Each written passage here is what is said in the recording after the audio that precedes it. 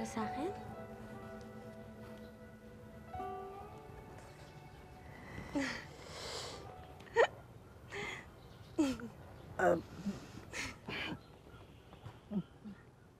Pasensya ka na. Ano pala kasi itong ginagawa ko? Bakit ko ba naisip na magkakagusto ang isang katulad mo sa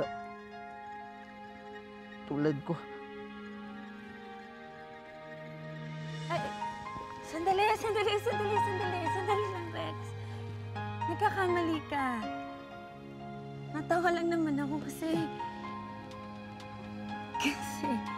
itsura mo.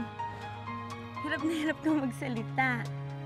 Namimilipit ka pa. Wala namang dahilan para mamilipit ka.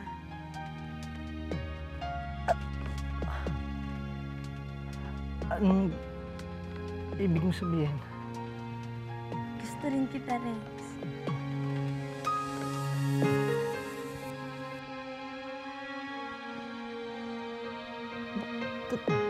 Talaga? Kahit ganito ako?